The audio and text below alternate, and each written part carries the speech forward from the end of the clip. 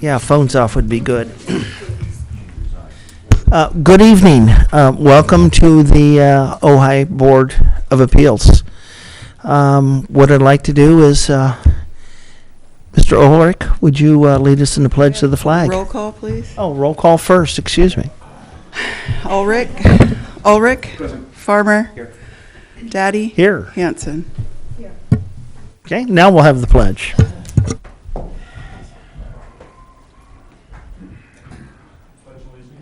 To the flag of the United States of America and to the republic for which it stands, one nation, under God, indivisible, with liberty and justice for all.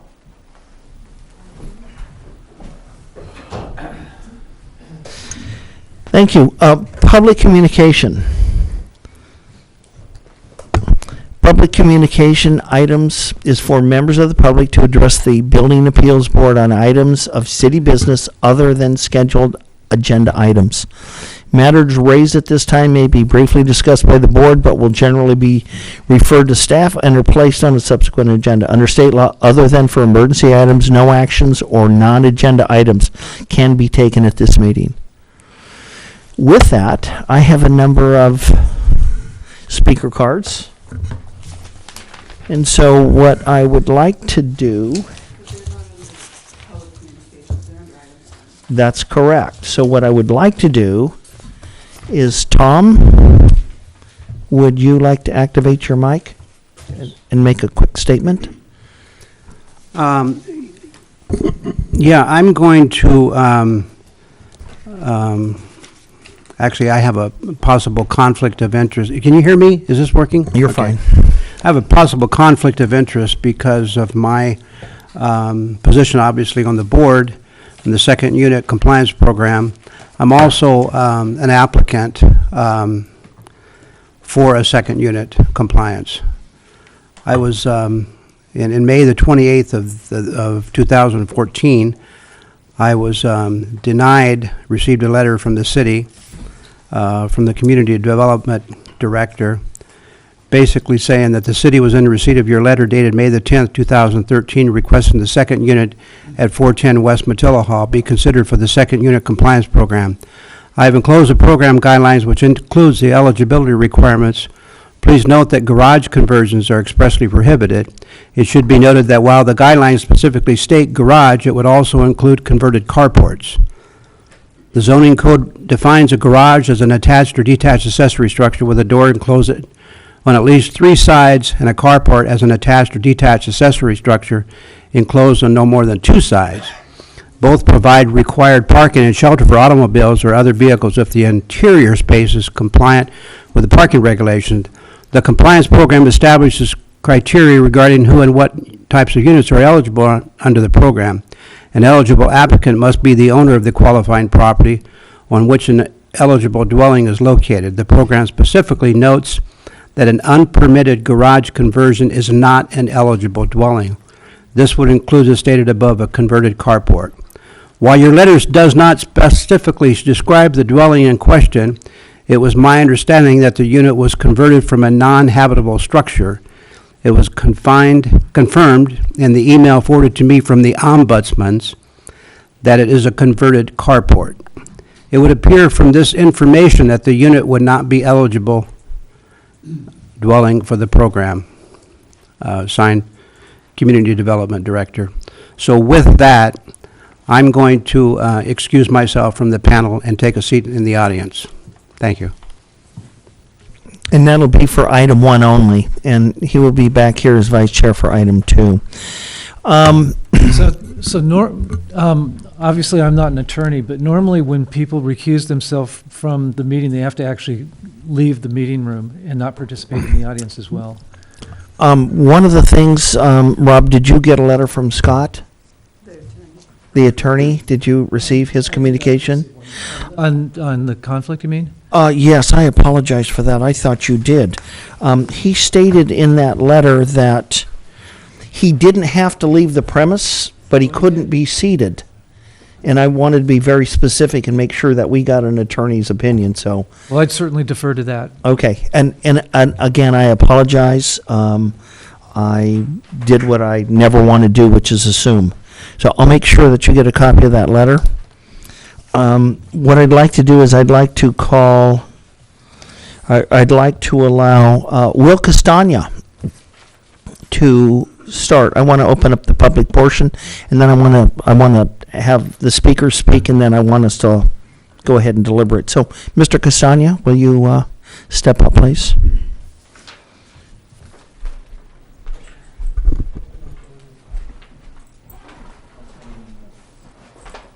I'll try and be brief. You're fine. My name's Will Castagna, and I live here in Ojai and also have a second unit. It was part of the home that I bought when I moved to Ojai. So the unit that's there was what I thought I would apply for as a second, when the city offered the second unit compliance program, I said, wow, that's great, that could be a help to me, and so I made application. I heard nothing after months and was assuming that was because it was just taking a lot of time to process things, but after, I don't know whether it was 6 months or more, I finally called and said, what's the status? And I was told at that time that I didn't qualify because the unit the second unit was a garage unit.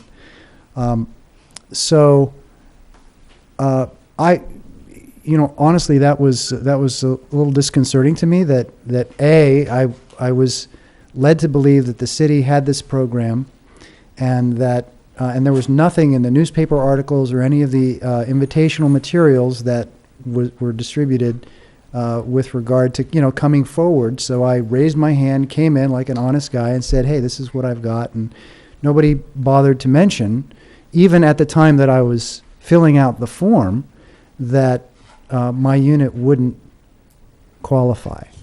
So I was disappointed at the way the program was set up, the way it was, the lack of communication and information about that.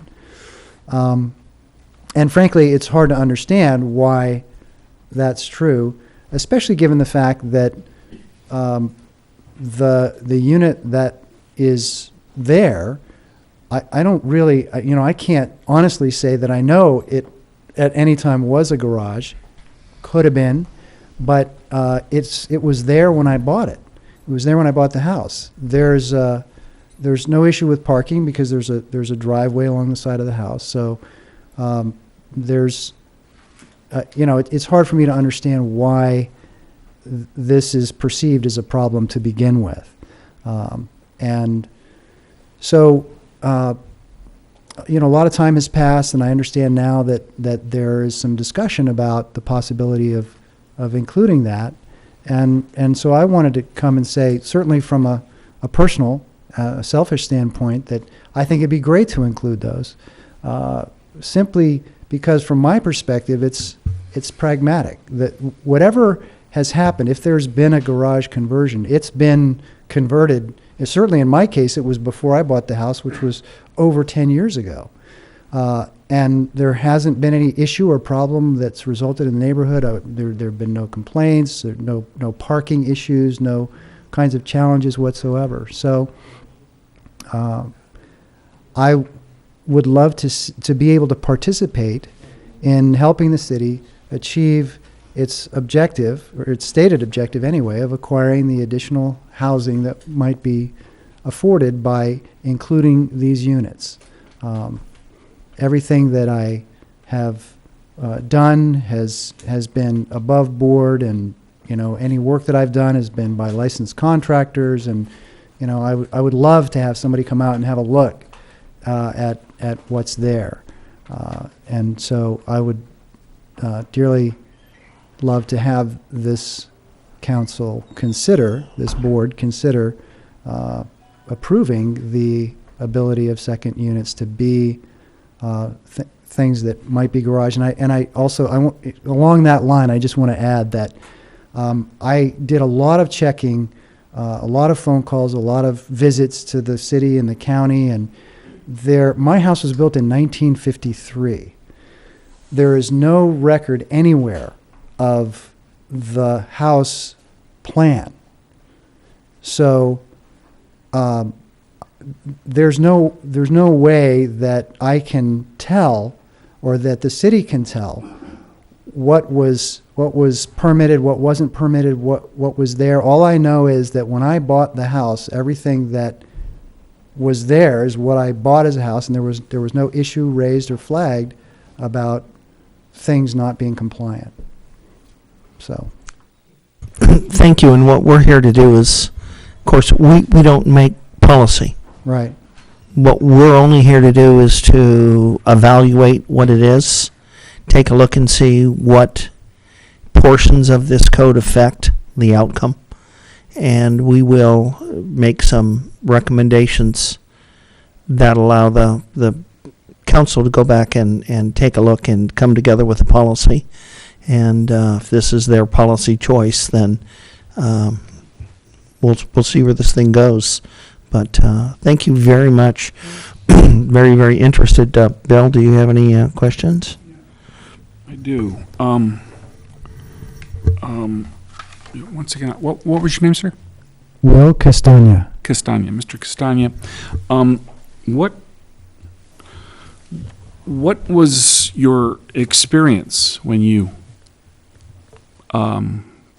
came into the city? In other words, did you have any sense that there was there any protocol, particular, or that you were addressing or trying to follow, or perhaps presented to you, or simply you were asking a question, a query, and what was that question? Well, when I came into the city, I came here to the counter and was told that it's the buildings department, and I said, well, I want to, I read in the paper that we're being invited to come in for second unit compliance, and I said I'd like to apply. I don't know if I was the first one, but it was very soon after the article came out, so I asked for the form to apply, and they said, well, there isn't any special form, you just fill out this. It was some kind of a standard form. And it was fairly simple. So I filled it out, and I was told at the time, it seemed clear enough to me at the time that nobody really knew the whole story. The person that I spoke with, and I don't remember who it was, but the person I spoke with seemed unclear about what the procedure was, what the timeline was, how things were going to be considered, when, anything would happen. But I wanted to make sure that I was doing the right thing and doing it on time. And excuse me, when approximately was this?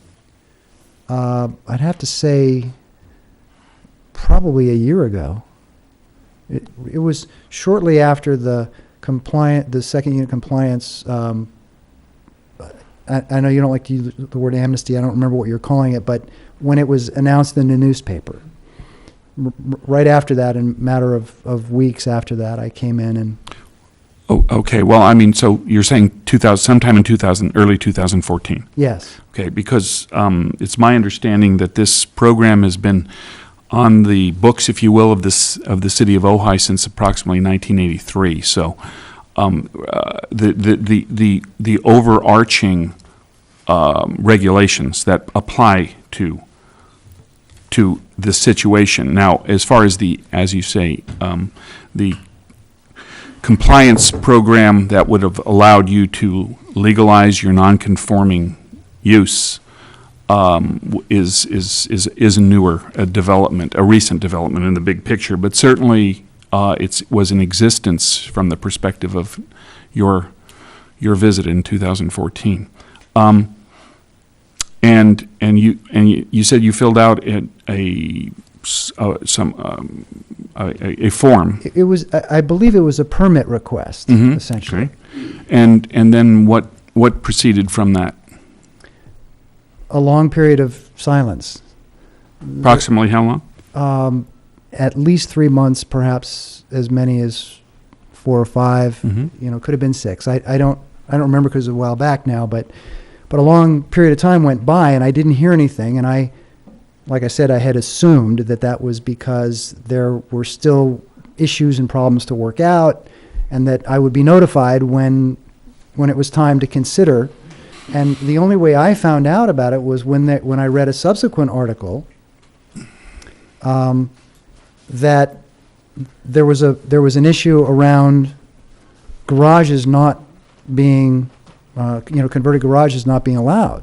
So I called, and I said, well, I haven't heard anything, and then I was told the same thing, that, well, because yours looks like it might have been a garage, it's not going to be, you can't participate in the program. Did you ever receive a writing of any sort in response to your permit application? No, I was actually very interested in the letter that Mr. Farmer received, because that sounds like what I should have received, but I never did.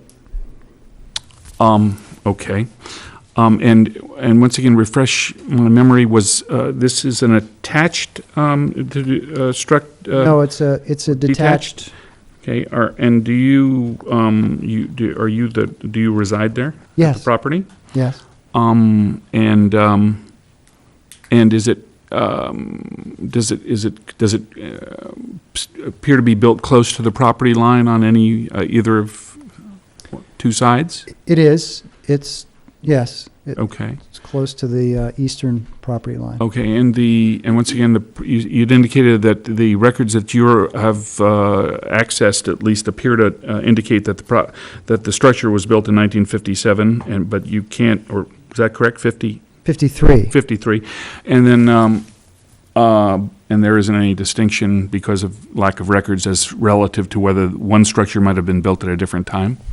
None whatsoever. The city has no record. The county has no record. Mm-hmm. I had thought that perhaps I could go and look in the historical files and find something but there's just nothing there. The house is there. The structure is there. It's all just there. Are the structures on the same respective meters, or Yes. relative to utilities? All of the utilities, gas, electric, Gas, electric, water, et cetera? everything. Mm-hmm. Were you when you were received the verbal response you were referenced as a consequence of your making a telephone call of inquiry regarding the status of your permit application?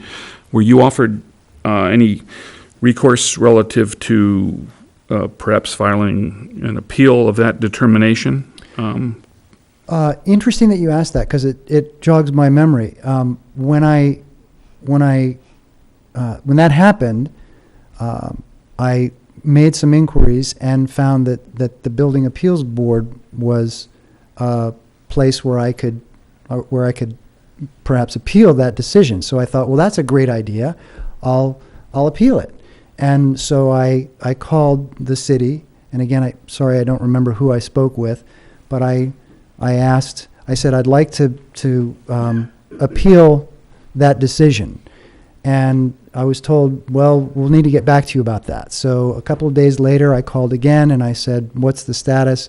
And they said, well, I've talked to, and I want to remember this correctly, I can't remember whether it was the city manager at the time or the staff, but you have because there's there's nothing official, you have no there's nothing to appeal. You have no standing for an appeal. No official decision has been made, and therefore there's nothing to appeal. So if I could get this correct, to restate it, you submitted an application for the second unit compliance program. There was no specific form that related the application specifically to the second unit compliance program that was available. As a consequence, you filled out a standard building permit application. One was not issued, a letter of explanation was not issued. And when you made inquiry regarding your recourse as well as to whether it was available through this body, you were indicated that you did not comply or qualify to appeal. To my understanding, your verbal denial of participation or an application in the second unit building compliance program, and so you find yourself before us making inquiry about your potential recourses at this point. Is that fair? Yes. Okay. I don't think I have any further questions. Thank you. Thank you. Yes, I know the property because being a real estate agent, I saw it before you bought it, and it was a mess, and you fixed it up very nicely. Thank you. And I know that to be true because I've seen it since. But, you know, it was a surprise, and I'll speak for myself. I won't speak for the rest of the members here, but it was a surprise to me that garage conversions are not allowed. And as Bob mentioned, I guess that's a policy situation, and we'll need to see what the city council says. But I at least will be recommending that they include garage conversions because I think that's the biggest part of our units that are not permitted, and I'd like to see them to become permitted if it's at all possible. Well, thanks for saying that. I'm glad I'm not the only one that. Not the only one. I don't know. You know, and one of the things that I asked when I was told that I had no grounds for appeal, I said, well, if you've offered this program to second units that are out there, how many of them are garages? You must know that. And I was told, no, we don't know that. We don't have that information. I bet somebody has that information. And I'm willing to bet that a large number of the potential applicants or participants in this program, in fact, are garage conversions. And so it seems kind of funny to me that you would say, let's create all this additional housing by inviting people to come and participate in this process, but all of these people can't. The great majority. I mean, a huge chunk of the people that would be eligible to do that are simply not because of some, from my perspective, relatively arbitrary Policy. Position. So, thanks for sharing. Mr. Castagna, thank you very much. This will be referred back. Well, we're going to make a referral back to City Council. And what I suggest you do is when it comes up on the agenda at council, go to council and please express your opinions and please express what the actual process was for you so they can get some firsthand information. Okay? I'll do that. Thank you for coming out. Thank you. I have another card for the publisher of the Ojai Valley News, Tim Dewar. Thank you, Mr. Chair, members of the board. I appreciate your efforts in this monumental task. I'm also glad that there are a couple members of the City Council here tonight because I'm going to continue on a theme that I have been espousing for the better part of 2 years now. This is not the quality of work that we deserve from our local government. 95% of the guidelines need to be scrapped as unenforceable or unnecessary. I don't know if this was just picked up from some other community and plopped down on Ojai thinking that it would work. I made comments reference a lot of the wording at the February council meeting, and it's disheartening to have to take so much time out of your life to chastise and complain about quality of government. But I sent a copy of my comments to the city manager, and I believe on the last page of your report part of that information was included. So once again, the litany of incomplete and inaccurate and oopses that have been rampant lately when it comes to staff reports, decisions, just about anything, you name it, coming out. There's a page missing from the comments that I sent over. So you've got, again, an incomplete report, and I will once again forward those to, I'll send them to the chair of the building committee this time, and perhaps they will find their way in. Words like adequate, exposed, improper, lack of continuity, they mean nothing. They mean absolutely nothing to someone who is looking to try and qualify under this program.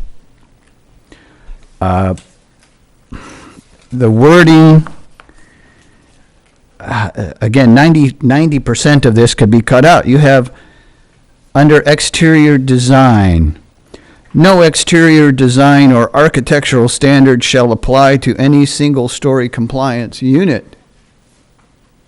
Then why is that in there? If there's no design standards that are going to apply, why confuse the issue by putting it in there? Two-story compliance units shall require. Okay, great. It says what they require. You need it. It should be in there. Leave it. If it's not, take it out. You have utility services. They all must either be common or not common. Really? Isn't this kind of obvious? Bona fide hardship. Whose idea of a bona fide hardship is a bona fide hardship? At the option of an eligible applicant, preliminary consultations may be conducted with the city without having to identify the ownership, occupancy, or location of the qualifying property. How in the heck do you know you're eligible and qualifying if you haven't even scheduled a preliminary consultation yet? So the person looking at this said, well, I'm not an eligible applicant, and I don't know if my property qualifies, so what do I do? Wow. I took the liberty, and it's kind of small, and it was in color, so I'm not sure at my advanced age if I'm going to be able to continue through this, but I will quickly. I don't mean to belabor your time. Process.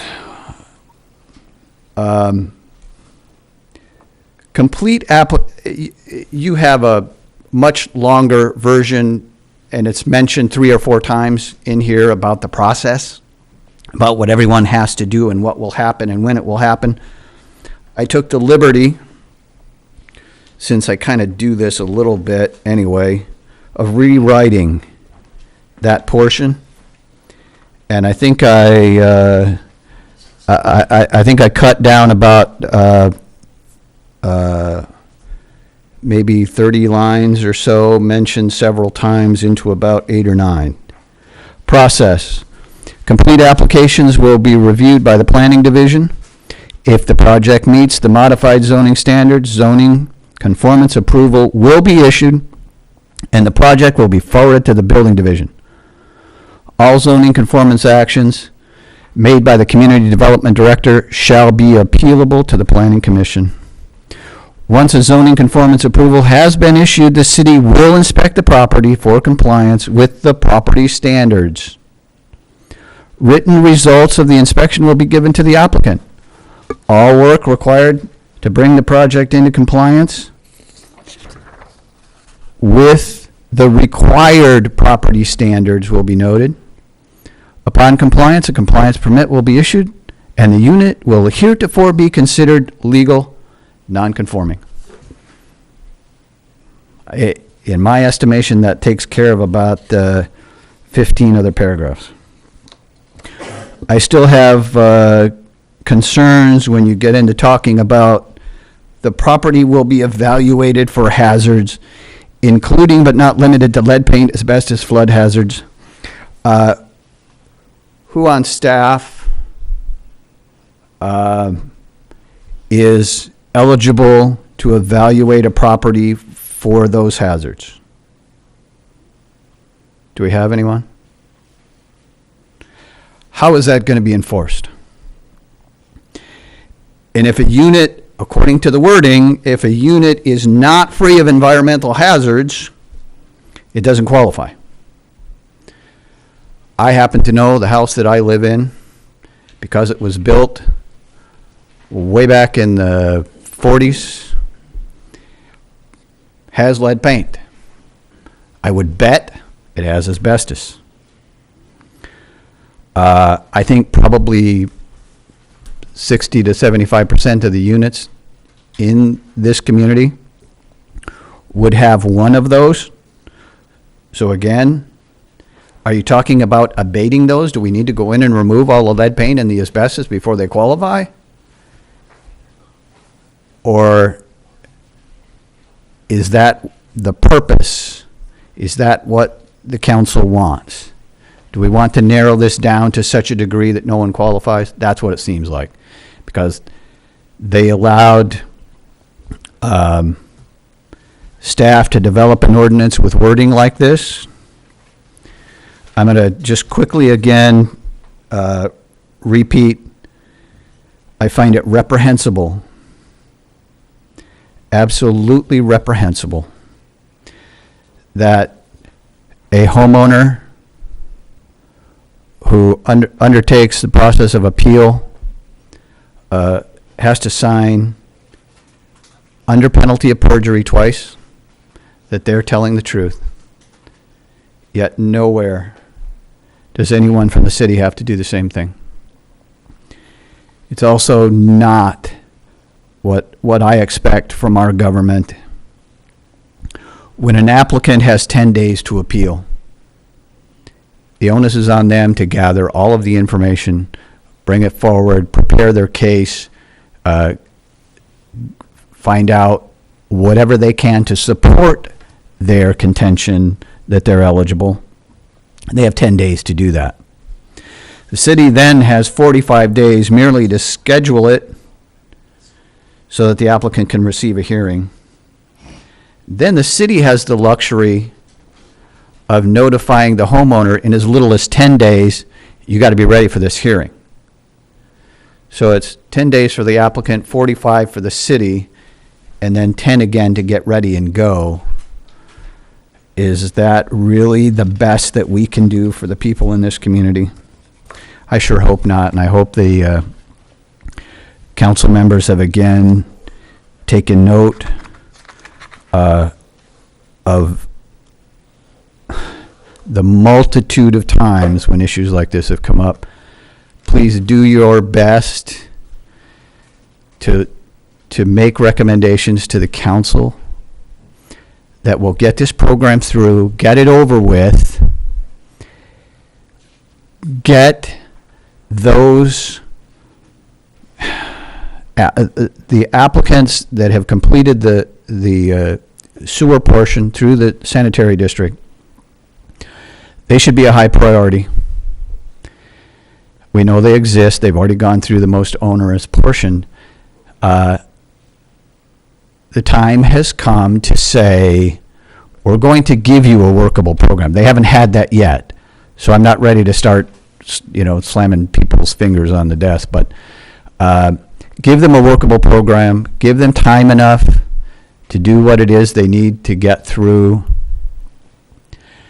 and then come up with a plan after that of what this city is going to do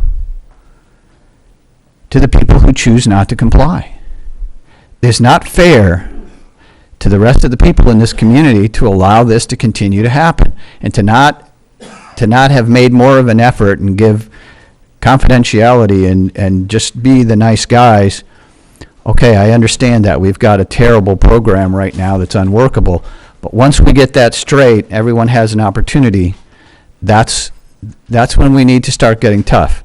It's not fair to the school district or to the county or people in this community that are doing with that, or that are shouldering the burden that those units place on the community to allow this to continue to go on forever. I have faith that you folks will do your best. I would encourage you to do that, and I would encourage the council to expect more. Thank you. Mr. Doer, would you, is it possible that you could present those? Sherry, do they need to go to you first? Yes, there you go. Thank you very much. Mr. Quillisi?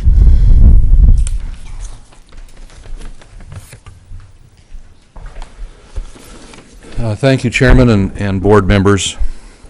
Steve Quillisi, 516 West Eucalyptus in the city. I think both Title IX of the Municipal Code and the second unit compliance program, at least judging by the guidebook, still need a lot of work. They need a lot of changes. I don't want to repeat some of the things that Mr. Doer has said, though I agree with virtually all of them. But there is, in California Civil Code, Section 1941.1, a definition of what kind of otherwise habitable buildings are tenantable or untenantable. That is, they can be rented, I guess, which kind of applies to the second units that we're talking about here.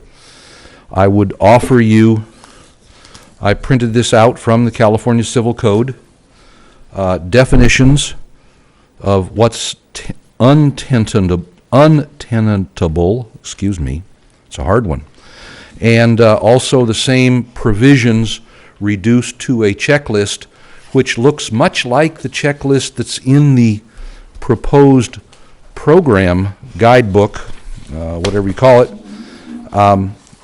but it's one page. It's clear language.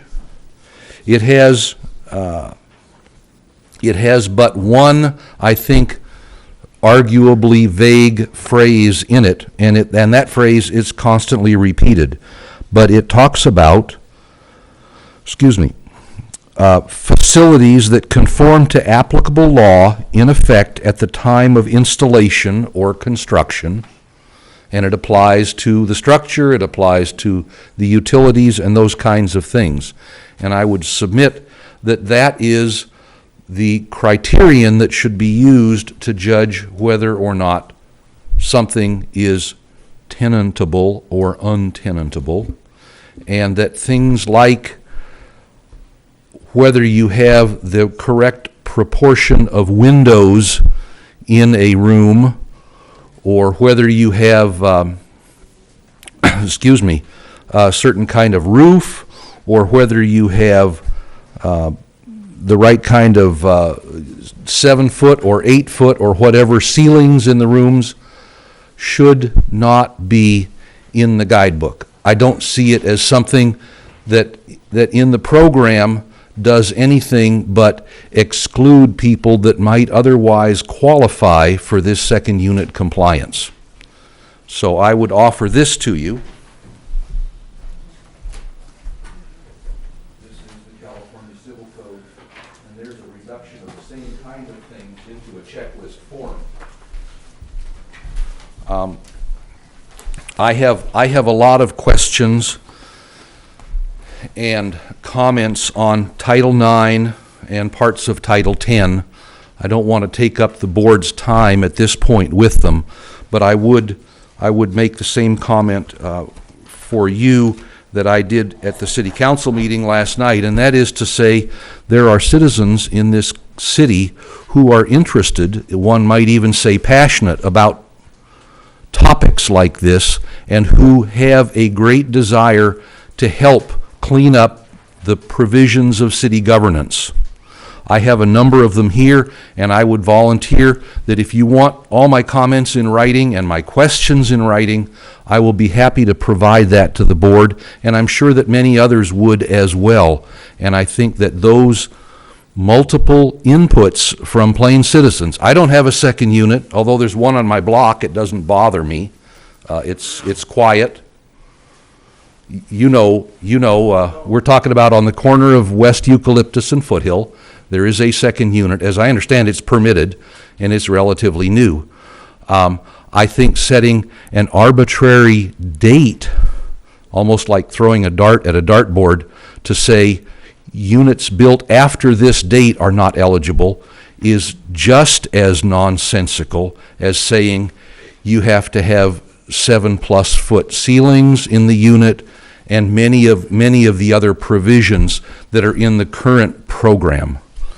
And I'll be happy to give you my detailed instructions, but I don't see the point of going into or my detailed, comments and questions.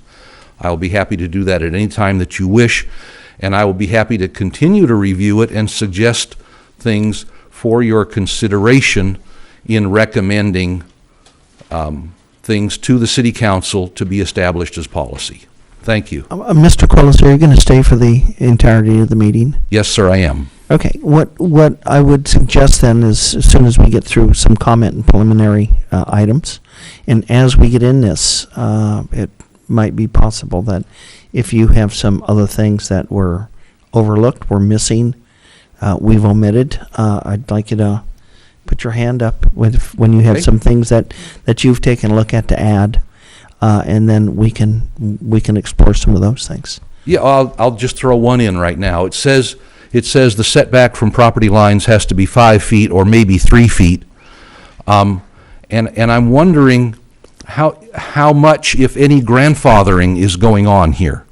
I noticed the comment here that a home put up purportedly in 1953 had no city records. Mine was built in 1929. And I've talked with Sherry about it. There are records in the city's repository of permitted changes to my house since that time, from the 60s and later. But nobody has any idea what my house originally looked like. So is there lead paint in my house?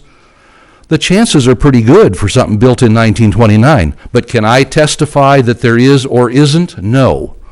And so something in here that might say, to the best of my knowledge, there is none, or I have encountered none in my structure, would be a lot better than having someone say under penalty of perjury there is or isn't lead paint in a particular structure. So that's just a couple of things that we might think about. Thank you. I have a number of council members here, and one of the things that I've always thought would be helpful to the boards is, rather than have council sit through the entire meeting and let us go off in different directions and not answer questions that they directly have, I would like to invite all of the council, one at a time obviously, up to the podium if they have anything that they would like to weigh in on, or just general comments or anything that they'd like to express. I'd kind of like to hear them now, because at the end of the meeting, when we're done, we're all closed and it's wrapped up, and then we have council weigh in. It's a little late for us to do anything, and then that's a delay of another month, or in this case, we've been able to do a 2-weeker, but if we have any council that would like to stand up and express anything to the board, I would be appreciative. And if the council would like these checklists, I'm not sure that the council's ever seen them, I can give them to you to look at, or we can give them to you in a packet in whatever your pleasure is. Well, thank you, Chair Daddy, and thank you, other board members and staff. I just want to make sure that my comments don't reflect other council members as I speak. I'm not sure if you want me to give my comments I would give at the end because I'm the liaison, or do you want me to comment on the public comments? I mean, I absolutely value their whatever comment you have. What we're trying to do, in my estimation, is take a look at a broken 1983 program that's been sifted and patched and pasted together, and has come to the point where it has a 90% exclusion rate. And if that's what the city's policy is, and if the city is okay with that type of an exclusion rate, then we have a perfectly working product. I have not heard any instructions from city council that ever went over the fact that they had expected a higher inclusion rate, or even asked why. I think you bring up a good point, because I don't think we've really said what we expect.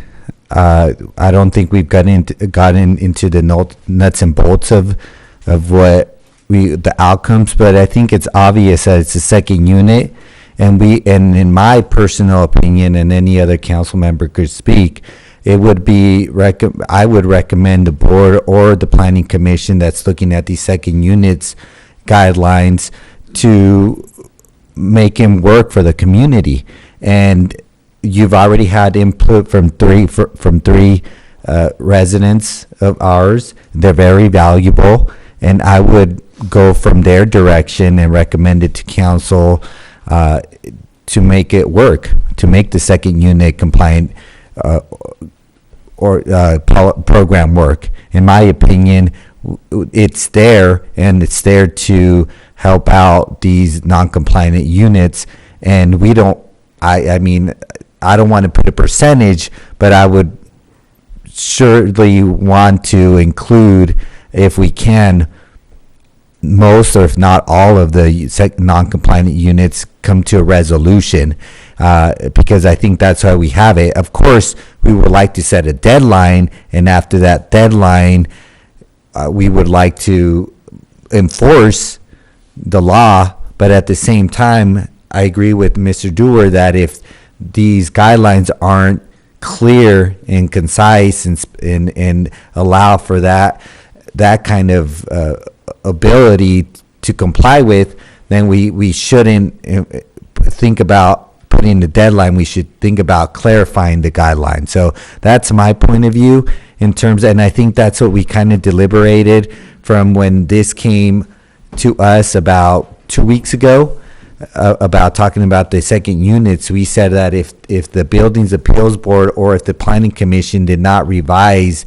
the recommendations, we would like them to look at them again and revise them again with knowing that at least that we need direction too from the board, and we want this program to work.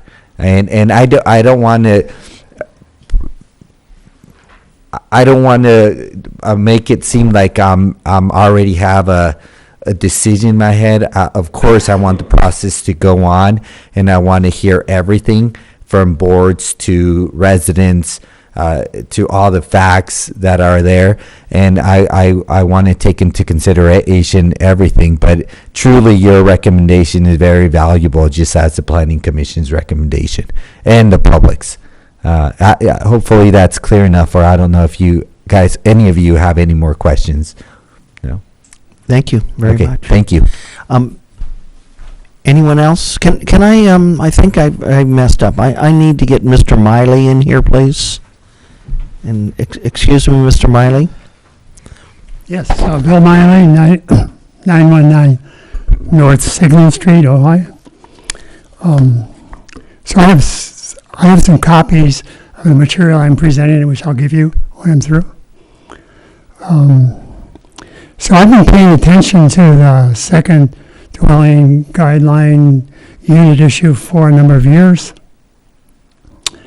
And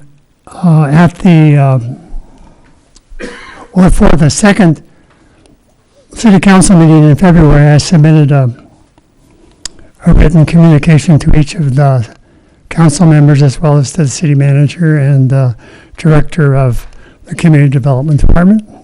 So I'd like to kind of repeat that for you pretty quickly. I have several comments I would like to share with you, members of the City Council, and now with the Board of Appeals. One, to prepare for the review I'm presenting to you now, I looked over the second dwelling unit code, second dwelling unit compliance guidelines, and the version 3 and now version 4 of the remodel of the currently approved second dwelling compliance guidelines. And I also looked at what I thought was the key issue that's missing is the effectiveness or non-effectiveness or the inability to get a good ombudsman program going. That's sort of the key between the city and the people who are hiding out here and not willing to come forward. Number two changes the direction of the whole business, in my opinion. Importantly, the program that we need to look at is the Ojai Valley Sanitary District's relatively new and expanding wastewater lateral inspection program and illegal sewer connection compliance program, which, as I see it, is they find the illegal connections, they contact the owner, they try to get them signed up, the person pays the back fees and the money to operate the wastewater plant system and the pipe amortization costs, which may run around $15,000. They do that within the city and outside the city, as almost all of you know. If the owner chooses not to sign up, then the wastewater line is disconnected and the dwelling unit can no longer be used for habitation. It's dead. And they let the city know by name and city address which residences have been contacted and made legal and are not made legal. Now, version 3 comes along and says, we got to modify everything because it's the present program that Mr. Mullane crafted and the city council adopted doesn't work. And the two main reasons that I got out of version 3 for the reason why it doesn't work is, one, the current program, it hasn't attracted many applicants. They're not coming knocking the door down to get theirs permitted. I think there's 5, maybe 8, I don't know. The current program has obstacles which makes it difficult for these residents to get to us to apply. Okay? So my comments about those two reasons. A, which is we don't get many applicants. That's true. And only about 5 or so have applied. B, program has a lot of obstacles that makes it really difficult for people to apply.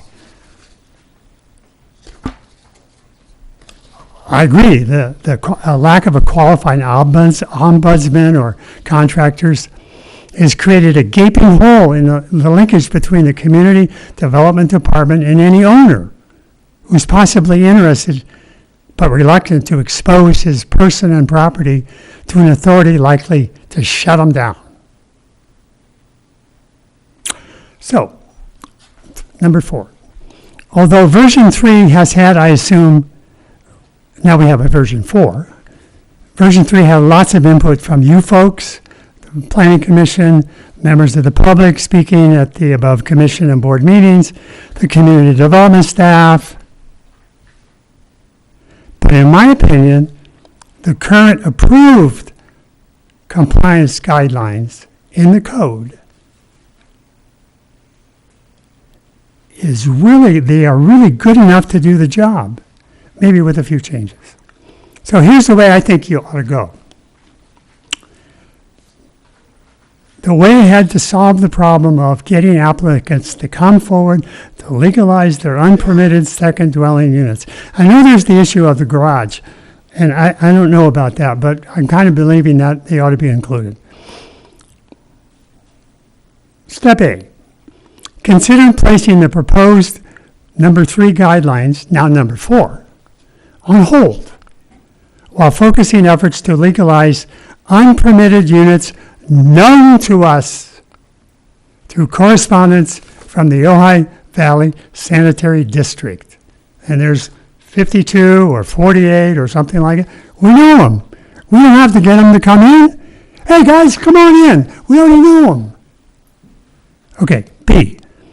Consider reaffirming the council's support for the current council-approved second dwelling unit compliance guidelines adopted in 2013.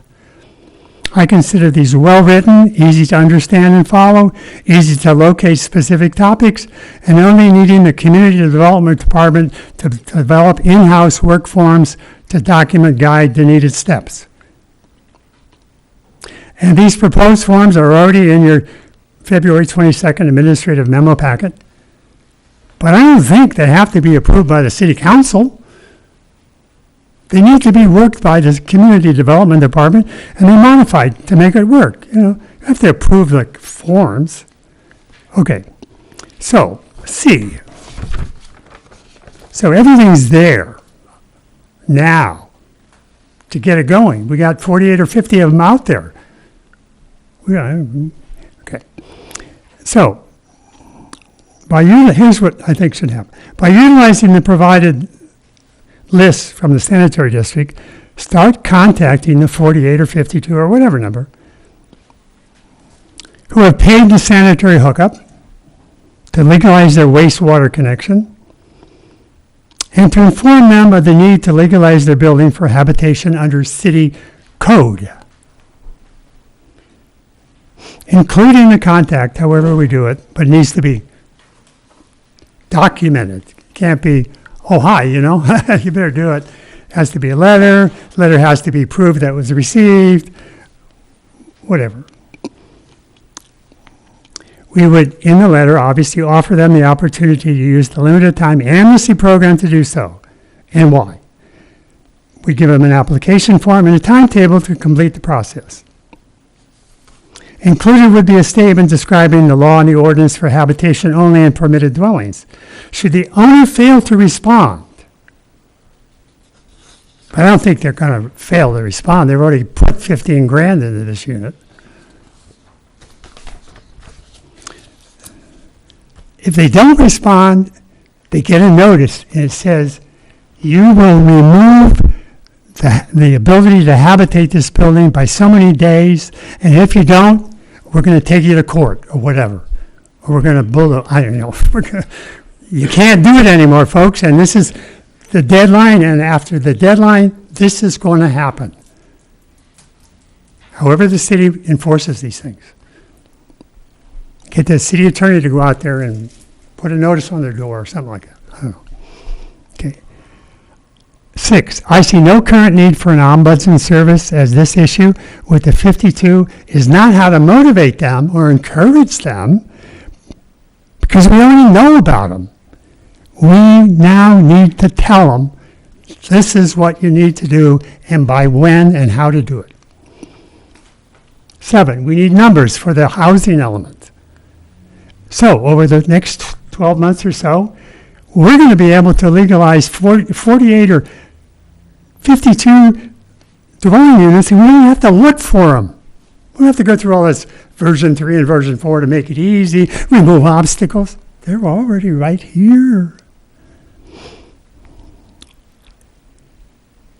The sanitary district identifies them, we legalize them.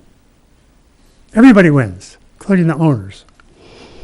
So lastly, about permitted garage conversions, I wasn't sure when I wrote this, but I'm now convinced it's a good idea. But regarding allowing up to 1,200 square feet for a second dwelling floor space, I'm against that. So, if we have 1,000 square foot primary house and there's a barn conversion or there's a second unit or they have converted a barn, so to speak, and it's 1,000 or 1,100 square feet, they're going to be allowed to use that as a second dwelling unit? I know the state law says that, but this even goes against our second dwelling unit ordinance. It goes against our second dwelling compliance guidelines, which say you can get 50% beyond you can take 50% of your primary house, add that to the 640, and that's what you can get. So this really screws it up. No, it's half. What? It's just half. 50%. Up to 50%. Up to 50%. Plus the 600. Plus, that's what I said. Yeah, Yep. that's what I said. So knock the 1,200 out. Whatever, it's in there. I tried to find it over here, the second compliance guidelines. It doesn't come up. It's like it's disappeared in the code. Okay. Okay, now that's one. Now I had a couple of correspondence with Mr. Clark, and I would like to relate those.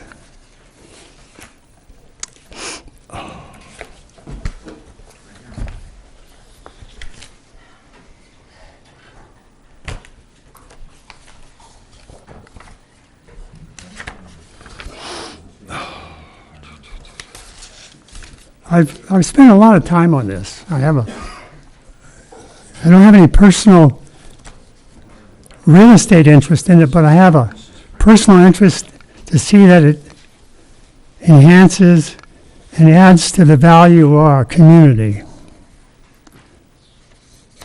Okay, so on February 28th, I wrote Mr. Clark, subject, known illegal second dwelling units was the subject.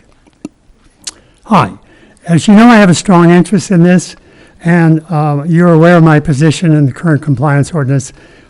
The current one should prevail, and we shouldn't do anything with version 3 or version 4, put them on hold. There should be an active program to contact and enable permits for the 52 plus known properties, plus or minus, which have legalized their wastewater connections but do not have building and zoning permits for habitation, sent to you by the Ojai Valley Sanitary District. There may be more than 52 as the Sanitary District program is continuing. In thinking about the situation, I want to suggest that the city government carries a fiduciary responsibility for the citizens of Ojai to see that its, quote, public health and safety is protected from unnecessary risk created by unpermitted dwelling units. I assume you will agree. Adding to that truth is the answer to a rhetorical question. Does the city know of these unpermitted units? They do. The amnesty program, now the compliance program, was and is designed to locate these properties and get them permitted. But with the sanitary district list, we now know where they are. And there's a large number. And who owns them? The first step in the compliance program already has been completed by the sanitary district.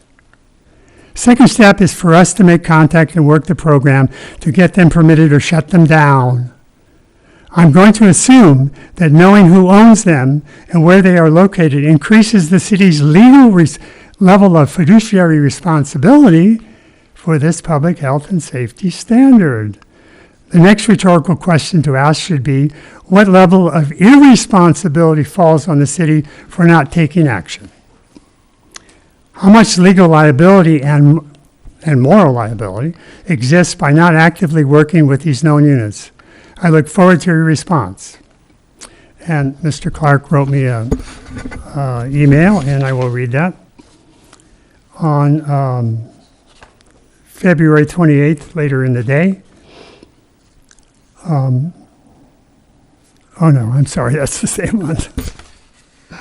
That was on March 2nd, okay. Thank you for your interest in the second unit program. We contacted the owners of all the units identified by the sanitary district over a year ago when the second unit program was launched. A small number did seek compliance. We believe at least some of these who did not were garage conversions or units that otherwise do not fit the current guidelines. Council recently reviewed some suggested changes to the guidelines and referred that back to the Buildings Appeal Board. Once the guidelines are revised, we will recontact those who did not respond originally. Please let me know if you have any other questions. Okay, and the last thing is I responded to him on March 2nd, same day. I did not know that all 52 names on the sanitary district were contacted by the Community Development Department a year or so ago. In all of my past discussions I have been involved in, that issue never came up, to my knowledge. It was never mentioned. I'm glad to know that. Now, to the follow-up. Are the few who responded, the 5 compliant second dwelling units being reported as completed? Have we followed up on the remaining 48? Although having paid the sanitary district fee, they still do not have city permits to allow the unit to be lived in, right? Assuming I am correct, how many of these are still being lived in? Also, I assume that the 48 or so are violating California state building codes and city codes and are operating illegally. Assuming so, how many of the 48 has the city shut down? Again, assuming the above, why is not the Community Development Department actively pursuing the 48 to get them compliant or closed? Parentheses, if I paid $15,000 to legalize my sewer connection, certainly I would spend $5 to $8K on city permits and maybe dollars on upgrades to get a city permit to make everything right. So here's my strong opinion. These 48 folks do not have a choice to apply for a city permit in order to keep renting. They either apply or they shut down. And it is the city's fiduciary responsibility to make that happen. How can we make this happen? I see no reason why the current code edition of the second compliance guidelines can't be used to make it happen. The version 4 rewrite is designed to make it easier for the owners. And this is in caps, underlined. There is no need for the 48 to be motivated to apply. We know who they are. They must apply. And we need to do this in writing, a certified letter. We tell them about the compliance program. We give them a date for applying. And we tell them that if they don't apply, sometime they're going to be closed down. I think that the city's fiduciary health and safety responsibility is a big issue, and we better get to it. Thank you. Now, Mr. Miley, thank you. Actually, I have a question for Mr. Are you sure you want to open that door? I am. Okay, please make it very short. It is. I think my question will be very short. I cannot conjecture would be whether Mr. Miley's response would be. Were you aware of Mr. Costanza's experience, his application? No. His coming in, okay. So, would it be fair to say your understanding of the existing program is it has achieved, and I believe this is a fact that's incontrovertible, is achieved a 10% compliance? 10% to what? 10% of the known pool of second unit illegal units that were identified as a consequence of the actions of the Ventura County Sanitation District, the Ojai yeah. Valley Sanitation District. Yeah, 5 out of 58 or 52. Yeah. Okay, so 10% compliance. Yeah. Okay, 10% qualification perhaps. We have an example that just happened to walk in the door in this very evening to share with us this experience. I'm aware of another unit which was legalized just within the last month, but it was a completely different set of criteria, who was also, if you will, outed by the sanitation district. He came in voluntarily, as I understand, that particular property owner. But so if I can recapitulate, what you're saying is you were in support of a thorough rewrite going towards the contents of version 4. No. I don't like 3 and I don't like 4. Okay. I think what the city council approved as the second compliance guidelines that Rob Mullane wrote are very adequate to make the program work. We don't have to have an outreach program to encourage people to make it happen so that they don't have obstacles. Well, we let the sanitary district do it. We get the 52 legalized, by then we'll have 152 more because they're identifying them all the I time. want to end this. okay, I want right. to end Okay. this. Okay? Okay, Mr. Miley, thank you very much. All right. And you want to drop these off? Okay, I'm going to take control for a second because, what I see is we're all blindfolded and we have a very tall, thin animal that we're describing, and when we take the blindfold off, we see it's an elephant. The elephant is simply this. The city has prevented 90% of the identified dwellings from applying. They're prohibited. It's not that they don't want to. They're prohibited. If you have a garage conversion, which Mr. Stewart and I have discussed, has a very high probability of 75% of all second units being garage conversions, we immediately eliminated 75% of inclusion. When we've had 640 square feet as a limit, this is to be discussed. This is not guidance from council that we've changed to 1,200 feet. This is a discussion item. 640 square feet is the maximum. Every unit at 640 square feet is prohibited from applying. There is no compliance. They're simply not eligible. Where we have non-owner occupied, they're prohibited. This is not inclusive. This is a program developed over 32 years that systematically eliminated everybody from applying, not being considered. They could never get an application in the door to start with to be considered. So we effectively firewalled 90% and said, you're not eligible, don't apply. So there isn't any enticement you can get. You can't get an enticement in when it's non-owner occupied. People don't want deed restrictions. People don't want a litany of other items. And I have a list of everybody, by the way. And I had my staff look everybody up. And I had my staff put a name to every one of these addresses. And I had my staff use Google and drive by the house so we can identify every one of them. I mean, this was easy enough to do. And we've done that.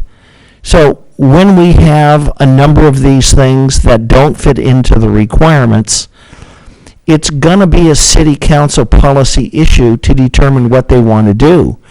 If they believe that 2006 as a dartboard date is an adequate date, I acquiesced and said, let's just start somewhere. It's not because we have a sea change. It's not because we have a code change. It's not because we have a mandate. And it's not really because we have RENA, because that's just spectacularly unfair. RENA may have come, but the city councils prior were successfully able to kick it down the road year after year after year after year. And so we can't really say that 2006 is this very important year, because the city did enough of nothing. The councils prior did enough of nothing to cost the Complete Streets Committee a $400,000 city grant that we lost by 1 point because we were penalized 5 points because we didn't have an housing element that included the RENA. So 2006 isn't any real number that matters. We have a lot of these things. We don't have a process in place. We don't have checklists in place. We have made promises to the community that we have failed to keep. We have made a promise to the community that as an alternative to the city process, we would provide a list of qualified contractors that could be contacted by the community. We do not have this program and process in a workable order. We do for the 6 or 7 that are through.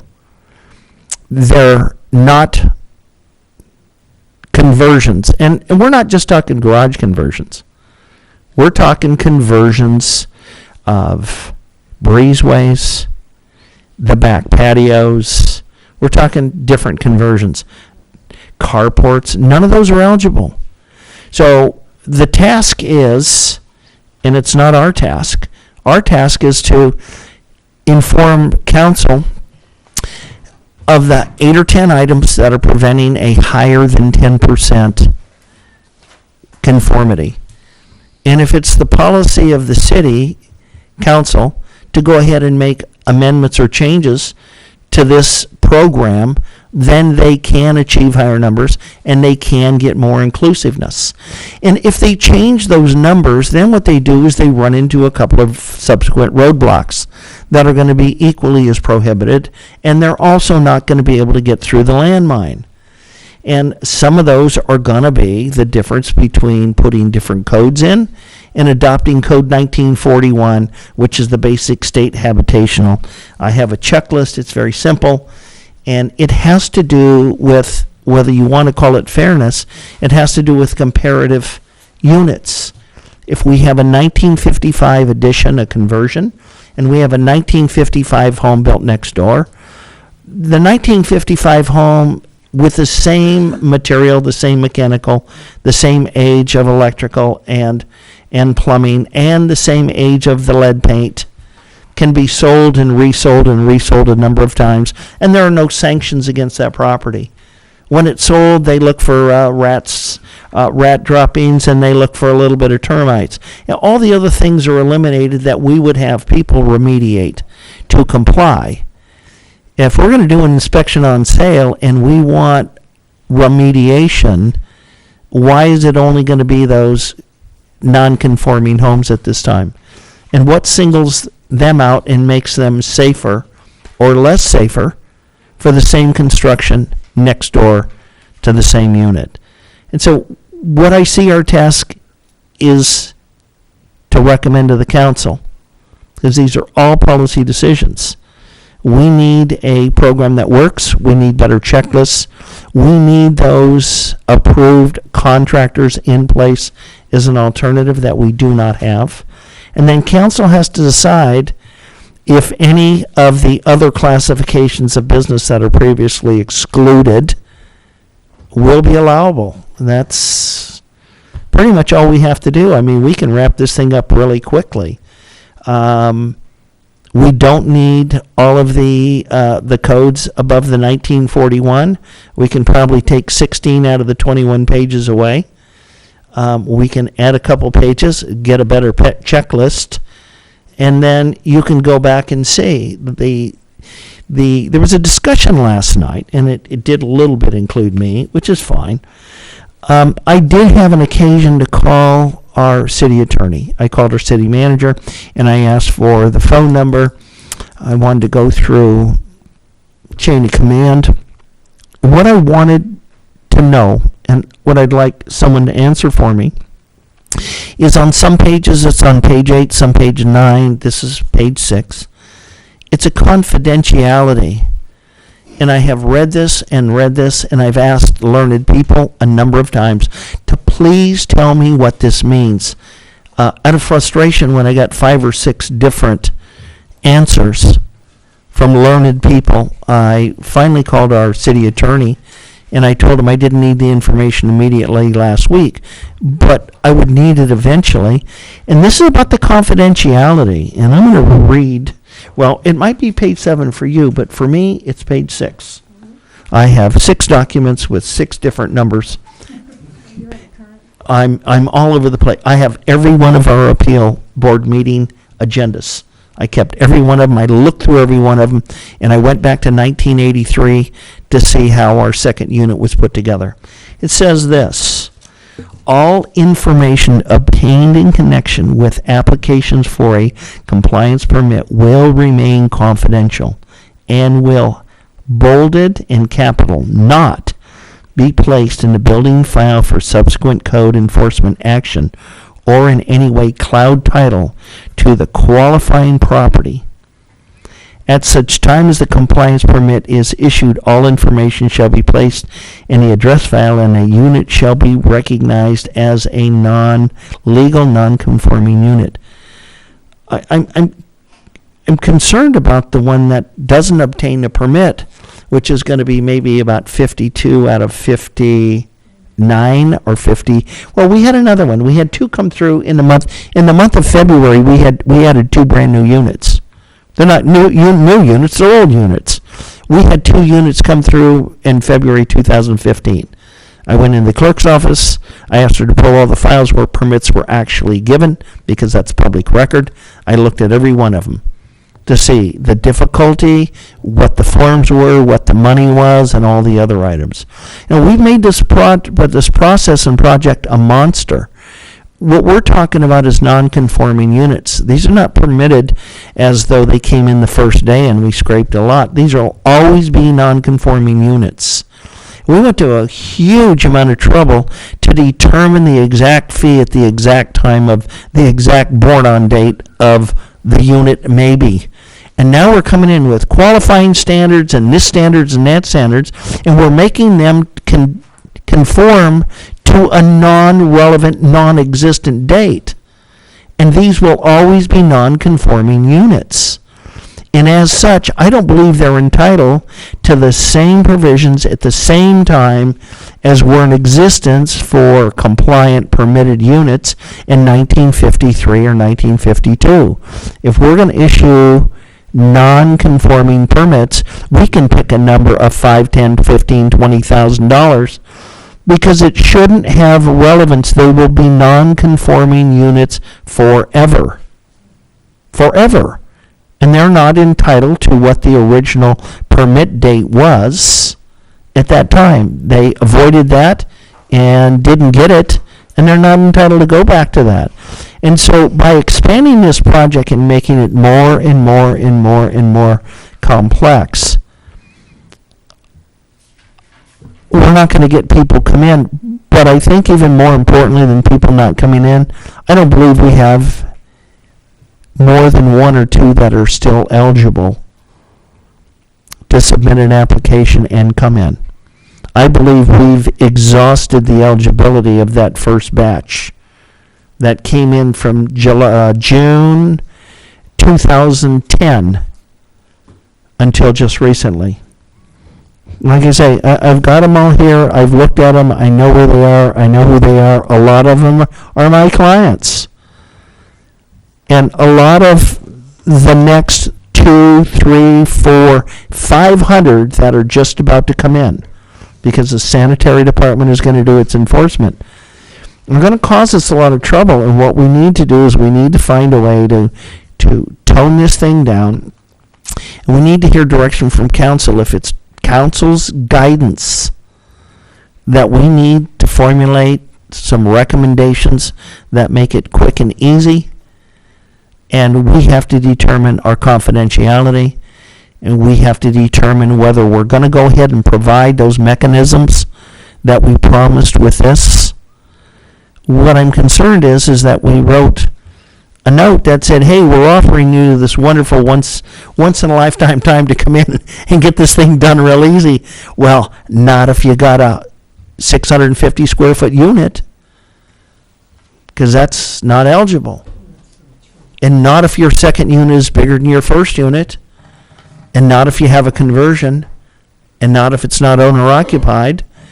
And so I think we need to take that into the facts and just face the facts that no, we've pretty much run the entire course. It's been very successful. Like I say, we just got 2 more in February. But we're pretty much going to be tapped out on the existing units. And then there's going to be another issue, and that issue is going to be, if modifications are made to this program, is it going to go retroactively back to those people that were prevented from applying in the first place? And so that is going to be another policy issue. I mean, I'm not really sure that we can actually even come up with a recommendation, but that's going to be a policy issue. We will list all the obstacles for the council, and we'll give you the pros and cons of all the obstacles, but, we're certainly not I think we're just really an information board where we take a look at it and we give you an evaluation, and we pass it to city council, and then everything is theirs. Mr. Miley, maybe we could hold on, because I've taken some people out of line. I wanted to get this through, and I wanted to finish some things, and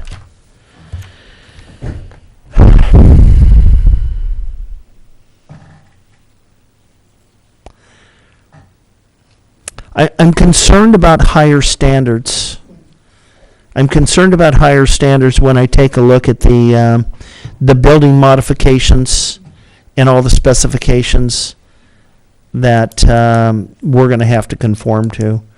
I'm not really in love with the Sierra Madre. I don't really care for it much. The the only thing I garnered out of there that I cared for was the 1941.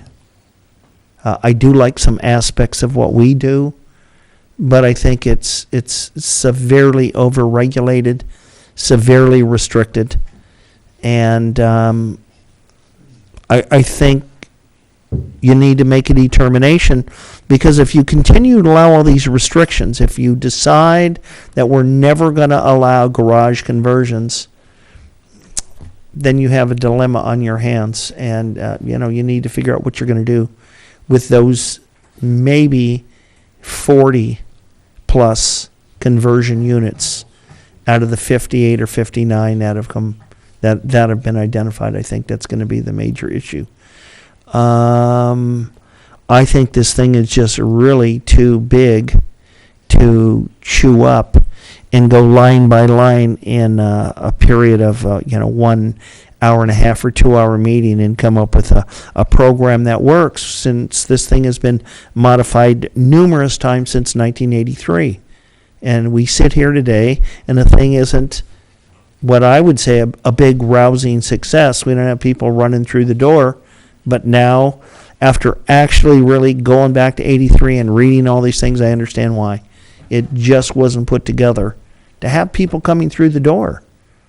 And until we get guidance, council guidance, I don't think we're going to be able to put a program together. So with that said, I'm sorry, Council Wyrick, you were about to step up, and I decided, while I could still remember my points, I needed to get them on the record. Thank you. I'm going to take very little time. And again, speaking as an individual council person, I am in a unique position of being a former chair of this group. And so I just wanted to reiterate my perspective now that I am on the council. Number one, with respect to council guidance, we can't give you council guidance at a meeting like this. Just can't be done. We can only do that in council meeting. And so, and I understand that. So what I'm trying to say is you can listen to individual opinions, but we have to act as a body. And so there still, I think, is when you water it down, there still has to be this group making recommendations and council taking them up. We can certainly provide guidance, but only, as a body. And so we still have to get recommendations from you. So there's a little bit of a chicken and egg thing. You want guidance before recommendations? Well, no, you got to make the recommendations. So just make that point. We'll do that. Second thing is that just to speak to real quickly Mr. Molly's point, I don't want to see, as an individual council person, I do not want to see, in my opinion, somebody having paid their capacity fees to the sanitary district in the amnesty program, have something that meets health and safety standards, doesn't have a setback problem, happens to be a garage conversion, and they can't get legal non-conforming status because it's a garage conversion under the current resolution. I have a problem with that as an individual council person. In general, I want to provide my perspective on this whole process. Again, as quickly as I can. Recall that the state put in statute form certain provisions allowing second units back in, I believe, in 2004. Frankly, and to be honest about it, this community's response was to pass ordinances that tried to inhibit or blunt the impact of that permissiveness that was intended in that legislation to the amount that they could get, that we could do. Some of those provisions were things like the 640 square feet, which was below the statutory suggestion of 1,200, assuming that lot coverage was available. And what happened, in my humble opinion, is that some of those restrictive provisions for permitted second units got rolled over into the resolution for the second unit guideline amnesty program without really thinking through whether or not that was consistent with the goals of the program. I think that when we started this whole process of review, we identified several specific things that were inhibiting the numbers that, well, let me just back up a little bit. Then, of course, the housing element comes in.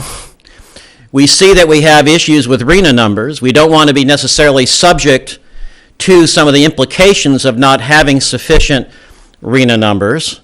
And we go, by the way, we've got a lot of people living in areas that don't count for RHNA because we haven't allowed them legal status. So that motivated the change in the code that said, let's have a second unit guideline program, which specifically is legal non-conforming. And again, it's always helpful to go back and read the code, and this, stated very clearly, the second unit compliance permit shall not be subject to normal requirements for residential second units specified in this code, but instead shall be subject to the specific requirements contained in second unit guidelines adopted by resolution, where the only thing that was in the ordinance was the date of January 1st, 2006 that you referred to, that basically kind of coincided with the adoption of the housing cycle program, not the current one, but the one before. So what I think happened is that council approved a program that did not meet the policy goals that motivated the entire ordinance amendment and the adoption of those guidelines. And I think that was my perspective that I arrived to as the former chair, was that things like allowing no garage conversions, limiting to 640 square feet no matter what the situation in terms of that lot, doing open-ended references to building codes without having clear, concise checklists, conflated the issue of conforming permits and the legal non-conforming status, which are completely distinct. And I think defeated the intent, the policy intent of the reason for the program in the first place. And so I think we try to, at least on the Building Appeals Board, to adopt the idea of, all right, what are these impediments to remove, to render consistency between the initial policy goals and the specifics of the program. And so I think that's where we're at now. And as an individual council person, I'm still interested in what we can do to remove those impediments to achieving the policy goal that now is getting quite vintage, but never fulfilled. And so yes, I'm very interested in specifics like the square footage limit, the garage conversion prohibition, the open-ended references to code that confuse people looking for not conforming but non-conforming status, which is very distinct. And I think a lot of other comments are appropriate as well, but in terms of when this program is finally over, we need to have a game plan. And I think council, point well taken, needs to have a game plan. What are we prepared to do once this thing is over? Once this program is over and people have had a reasonable chance with a reasonable program that meets the policy goals that motivated this entire thing to begin with, and to get into legal non-conforming status. So I just wanted to provide that general perspective and then one final process comment of where I'm coming from as a council person, all right, which I think is what you're looking for. I would hope that we give proper consideration to the mechanism for doing this. Remember, right now, the entire second unit program is a by resolution adoption, not part of our code. The second unit guidelines are adopted by resolution. The code allows the resolution adoption and then in the second unit program, but it's not part of the code. Look at the code yourself. The proposal that was made was to do a text amendment to the code, primarily as I understand it, because it changed the date that is in the code of January 1st, 2006.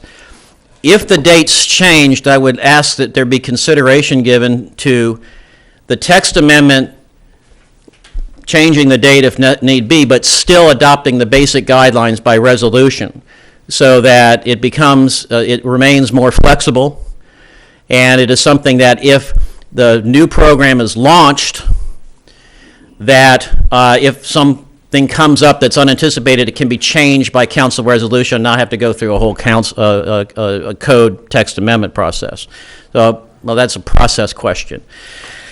So, anyway, I probably have some more thoughts on this, but I wanted to provide you asked for input, that's my state of mind with regard to evaluating this when hopefully we get to the point of adopting a resolution. What I hope to see is in that new resolution.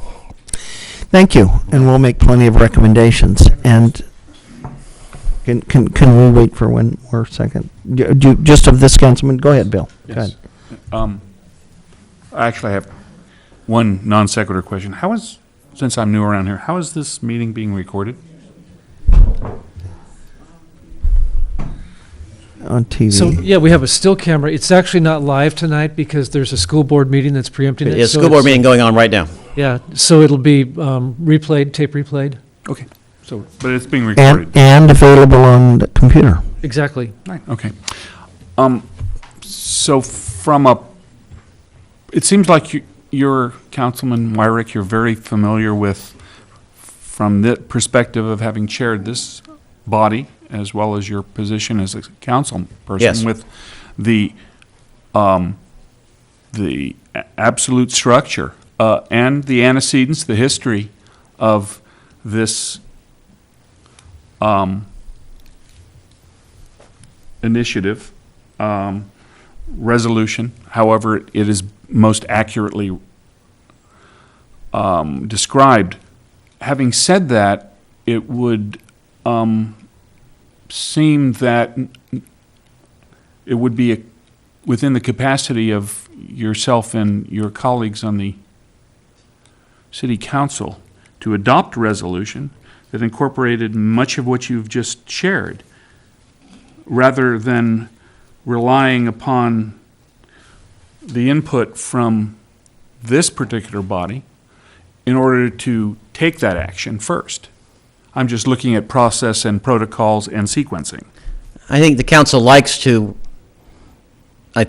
protocol of trying to get input from commissions and boards before going to adoption. I just think that's been the protocol. Well, yeah, but I'm looking at something that we've been kicking around now for, 32 years? Well, not quite that long. Well, okay, The but, existing resolution was adopted, I believe, in 2012 or 13, something like that, maybe 11. The original seed, so to speak. Oh, the original seed. Yes. And again, that's my main comment, is I think that, but I like to state guiding principles that guide my judgments and decision-making. And I think there was a policy goal and a resolution adopted, and they weren't consistent with one another. And I would hope that, as I look at the new resolution that I hope is going to come to us for deliberation, and hopefully, depending on my other colleagues, what we do, that we render some removal of that contradiction. Okay, thank you. Did that answer your question? Thank you. Yes, thank you. Okay. We will, in fact, come with a series of recommendations Thank you. to council. One more. Chair, Mr. Council Haney, you've been back there before I allow people to come and speak a second time. Commissioners, I'll keep mine under 3 minutes.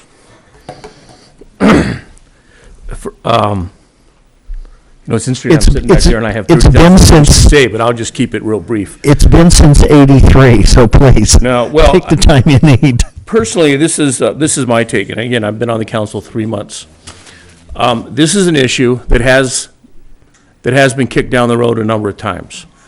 And why it was sent back to the Building Appeals Board and to Planning was to take one more opportunity to involve the community, let them have one more opportunity to have some input. Maybe we can learn some more facts, maybe we can learn some more concerns, and then let you guys have a go at it,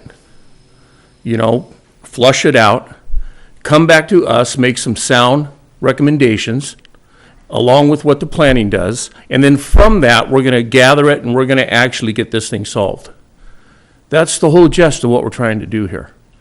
So we can talk about 1941, we can talk about 1983, we can talk about 2006. We're in 2015. So I think our goal is to figure out how to stop beating this thing to death, get some resolution, solve some problems, help some people out, and let's figure this out and get it done. That's all I have to say. Thank you. Mr. Miley, and then we're going to go back and finish this business. Bill Miley. When Mr. Ulrich asked me about the 10%, I didn't think I didn't really understand what he may have been asking. It appears that the implication was that of the 52 or so, only 5 were eligible. Is that what you were asking, Mr. Ulrich? That's the net factual result. Okay. About 7 now, Bill. Okay. That's not the way I understood the information that I brought to the podium here. I just assumed that 5 out of the 52 made the effort to get legalized and the others just didn't. So is it true then that of the 52, 7, so 45 did not meet the criteria? And do we have documentation for all 45? I think it's important that we know how the city contacted them, because I know of an individual who has one, and they were never contacted, and they were already paid the $15,000 to the sanitary district, and they have no contact from the city. So I think it would be really important to factualize what was wrong with each of those 45, which made them ineligible for the program. Were they all garages? Were they all breezeways? Were they all owner, not owner occupied? I think we need some documentation. Or did the city inspector just call them up or go around and say, knock on the door and say, hey, we understand you have a second dwelling unit here and we paid you $15,000. Would you like to come in? We need to know that. Because I suspect, until proven, that some of those 45 just didn't do it. I'd like to see the evidence. Thank you. Thank you. Okay, well, now that I've made a pretty big mess out of this, what I think I would like to do is I would seek guidance in how we best go through this very 21 pages of rules, regulations, ordinances, and condense a lot of this is repetitious. A lot of the language is pretty repetitious. And look at this thing and make sure that we're okay. I'm concerned with the confidentiality issue. I have not heard back. I don't know if we have given a blanket amnesty, which I hate that word, to a portion of these people that are still non-permitted. I kind of want to know where we're going to be. I think writing the recommendation to the council it really is a model if they want to include people back into version 3. If they decide that, if council decides that they're going to make a policy decision and include garage conversions, well, then it's a matter of probably got to find out how many of those we have and identify those. And there's different reasons. Either they didn't come through or they felt they were ineligible and didn't apply. And I want to know on the confidentiality because eventually something is going to really have to be done. The other thing is when and if and how soon we can go ahead, as we put in this document, and vet some outside contractors for use. Do we have to do an RFP for that? Are they going to be paid? Are we going to pay them out of the permitting fee?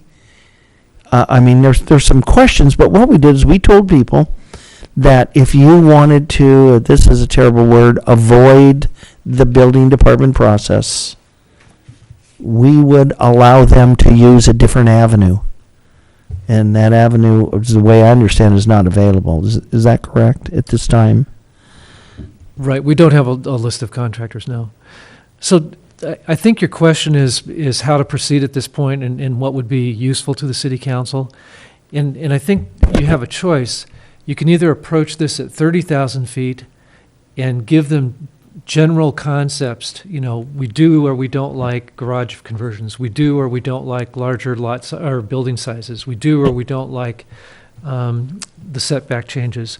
Or if you feel it's important, you could get down into the details, the nitty-gritty details, which would take a lot more time, and go into word changes and things like that.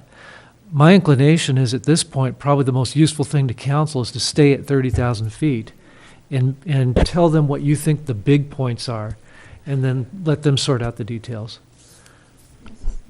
Dale? On the contractors, my thought about that was that the applicant pays for the contractor, not the city. The city could vet a list of, I can give you contractors that do home inspections. I've got a list of them, very good ones.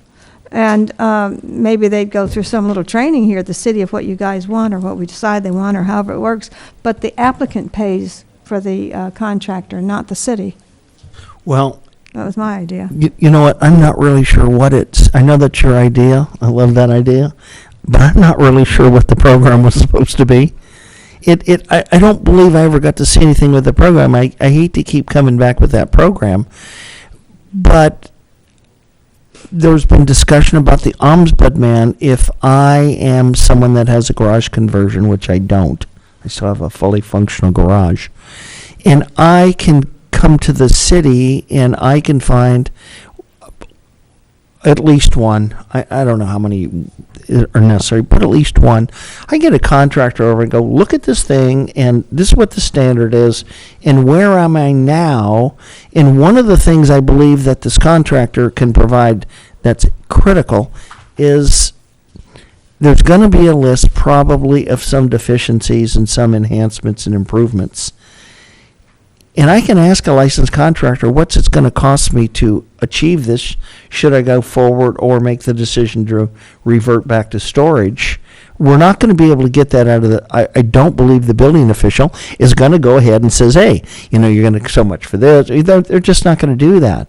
And so to speed this thing along and get them going, if we have somebody that can go through, fill out the paperwork properly, knows what they're doing, can make an assessment, and give these guys a price not at the city's bequest, but at their own request, if they're serious in going along, I think it will move this thing along quickly. None of this is going to happen, in my opinion, and I'd certainly like to hear your opinion. I think the program as we have it right now works perfectly for what it was intended, and I think I'm going to disagree with Mr. Miley for a change. I think we probably have, of the eligible person, I doubt that we have 10 eligible of the 52, 54, 58, or 59 units. I doubt that 10 of them are actually eligible under the current revision 3 to even come in and give an application, because you can't give an application if it's a 2-story. So, that's huge. Well, maybe the thing to do is just poll all 3 board members and see what they think the big issues are, and then see if you're all on the same page or not. And if you are, that would be helpful to the council. Am I allowed to come up and... You as a resident are allowed to speak. Correct, Rob? You know what? Probably no. You know what, Tom? Probably not. Because I don't see where influencing from this side or that side is a difference. Yeah, I was just going to go through the process. Yeah. Yeah, no, I think what we're going to do is we're going to defer. This process. I think what I'd like to do is, we have a list, and it's getting to be 8 o'clock. This thing has been going on for 32 years. It's nothing that I see as critical. We can have a meeting in 2 weeks. We can come back, and what we can do is we can go ahead And we'll kind of do what council did last night. I kind of thought that was cool. They take a list and they submit a list to the mayor that says, hey, here's all the things we'd like to accomplish, and here's an A, B, or C thing, and here's where we think all the important things are. I think that's a good idea. I think it would take a little bit more than 2 weeks, though. I think we're finding is that, it takes a little while for people to get their list together, and then we have to get the agenda out so the public can see it. The other thing is, there was a suggestion that we follow the process that we did with the telecommunications facility ordinance and actually post it online and let people make comments in Redline online. And that was... Word format, not PDF like everything else is. Well, I'm not really sure that's going to work right now, Steve. Anyway, if that would be, I would suggest that you give a little bit more time, maybe 4 weeks. Okay, well, how about if we do this? Because I want to, always stay within the guidelines. I would really like to hear back from Mr. Howard on this confidentiality paragraph. I'd really like some type of understanding with what that does. What I would like to do, I want to always stay within the Brown Act, and what I want to do is apparently I can communicate to the board members as long as I put the request through the city manager. Is that correct, Mr. Clark? Where I can ask them to say, will you give me a list of those items you want to change, and please rank them in importance, and then please get them back so we can compile them. Yes. You can And do then that. we can get them to the city, and then the city can attempt to put them in Word form so the community can take a look at them. And then a reasonable time after that, we can get together and go through them, make a recommendation, because that way the community has had an opportunity. We've had an opportunity to list them and get all the best items that we can and the most important items. And then we can compile a list, and then we can come in, and whether we do it by recommendation, resolution, whatever you determine a proper mechanism is, then what we do is we make a referral then to council and say, hey, here's 10 things that we found to be problematic that need to be changed, eliminated, revised, et cetera, et cetera. If you do this, this is what the anticipated result is. These are policy decisions for the council, and here you go, we've done our best. And does that sound like a reasonable way to do that? Yeah, I think that would work. Okay, so I can send you a letter or list or request, and then you can send it out Yes. to the board, and then the board can send it directly to me when it's completed, or do they send it to you when it's completed? How does that have to work? It'd probably be better to send it to me. Okay. And Yeah, then- any way it Yeah. needs to work. I just want it to work. You take a look at, you see all these papers. I've got all these. This is just one item. This is just this one. Yeah. This is just this one code, and we've kind of run out of headway on the blighted building, and on the blighted building, I guess I have to ask Tom to come back up. Well, excuse me, wait 1 second now. Do we have anything else that we want to put down here that has to do with this item of the second unit before I can go to the second item? Just one point of information. I've not been involved in every one of the inspections of the 6 or 7 units that we have legalized, but I've been involved in several of them directly or for sure indirectly. And I just wanted to let the board know that the vast majority of those had minor alterations that they had to perform. Things like smoke detectors, adding a gas pipe for a cooking appliance, minimal types of elements. So I wanted the board to know that this hasn't been a full renovation type process.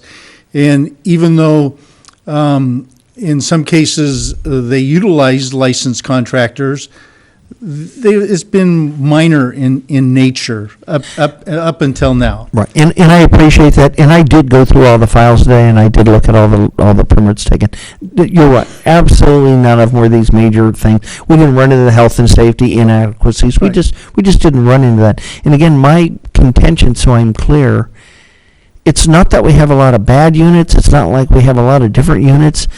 It's if we go down if we go down the prerequisites, what we do is we systematically eliminate. And again, I see these as policy issues. I'm not going to recommend that, and my may be overridden, but I'm not going to recommend that we remove deed restrictions because that has nothing to do with the compliance of a house. I don't really see that I'm in a position to recommend that owner occupancy is an issue. That is a council issue.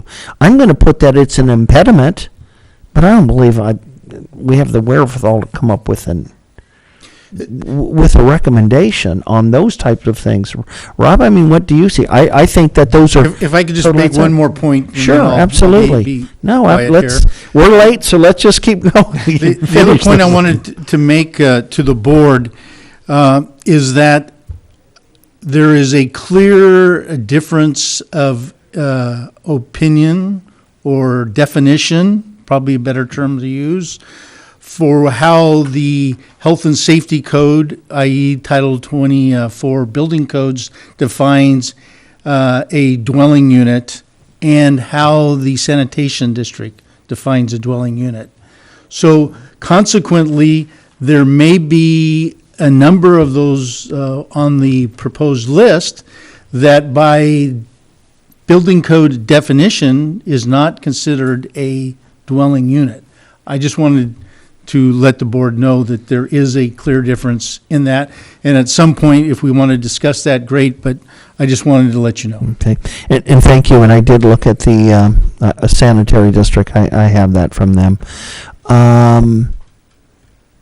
Okay, so I kind of, and I'm sorry that we didn't have time to discuss everything and the board didn't have time to get into it. But this is a giant whopper of a program. I don't expect us to have very much input the next time because it'll be on the web and then we'll be able to consolidate it. We'll be able to look at it. The board members will be able to consolidate their issues and then we'll be able to get this thing done. I want to make recommendations where we have some type of an input. Do I know or do I think garage conversions are good or bad? I have no idea. But I do know that it probably prohibited 75% of the people from applying. And that's what they get to do. That's why they get the big money and they have to go to these compliance things and I don't because I'm not reimbursed any money by the city. So, Rob, I'm not sure under the Brown Act what is permissible, so if you'll let me know what's permissible, whether we can talk, I don't know, whether I can get a little ad hoc, what I can do, but if you would give me a firm guideline and I could get that compliance, what I want to do is I feel that we have to find a way to do some extra work that's just not here all the time, or we're just it's going to take forever to wade through this thing, and we have other issues to deal with, and one of those issues is going to be this blighted building. Right. So why don't you and I get together Okay. and later this week and figure out what to ask the board members to submit, and then once that's all submitted, we can consolidate it, and then we can talk some more as to how to Okay. handle it. Okay. And again, I take a look at this as not a board responsibility and not a staff responsibility. I take a look at this as a council responsibility. And having looked, going all the way back to 83 and votes of Jim Lobel and Nina Shelley and Joe DeVita when all these other personalities, McDivitt that I've known, they kind of systematically allowed this thing to change over time. And here we are.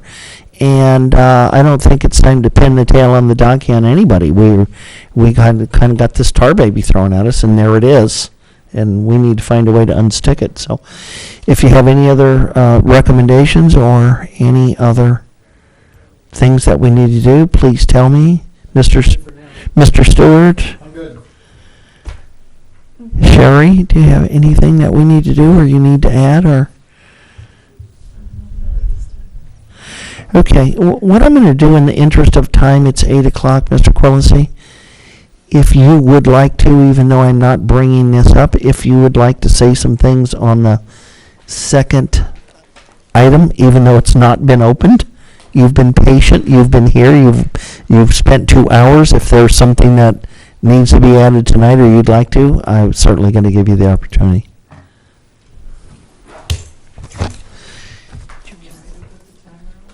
Thank you, sir. I Put the timer on.